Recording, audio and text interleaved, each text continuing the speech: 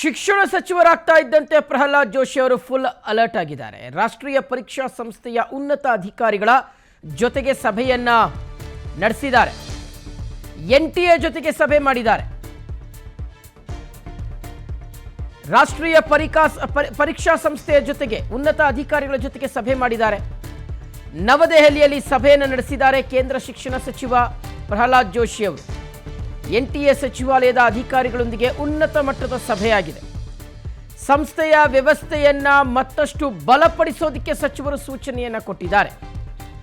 ಪಾರದರ್ಶಕ ಮತ್ತು ವಿಶ್ವಾಸಾರ್ಹತೆ ಮತ್ತಷ್ಟು ಹೆಚ್ಚಿಸಲು ಆದೇಶವನ್ನು ಕೊಟ್ಟಿದ್ದಾರೆ ಪ್ರಹ್ಲಾದ್ ಜೋಶಿ ಅವರು.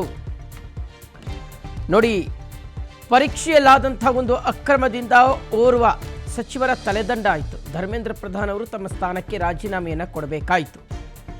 ಈ ಕ್ಷಣಕ್ಕೂ ಸಹ ಕೇಂದ್ರ ಸರ್ಕಾರಕ್ಕೆ ಆ ಒಂದು ಮುಜುಗರದಿಂದ ಹೊರಬರಲಿಕ್ಕೆ ಸಾಧ್ಯ ಆಗ್ತಾ ಇಲ್ಲ.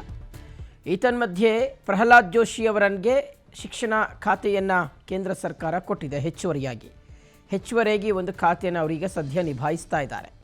ಸೊ ಹೀಗಾಗಿ ಎನ್ಟಿಎ ಉನ್ನತ ಮಟ್ಟದ ಅಧಿಕಾರಿಗಳ ಜೊತೆಗೆ ಪ್ರಹ್ಲಾದ್ ಜೋಶಿ ಅವರು ಸಭೆ ಮಾಡಿದ್ದಾರೆ.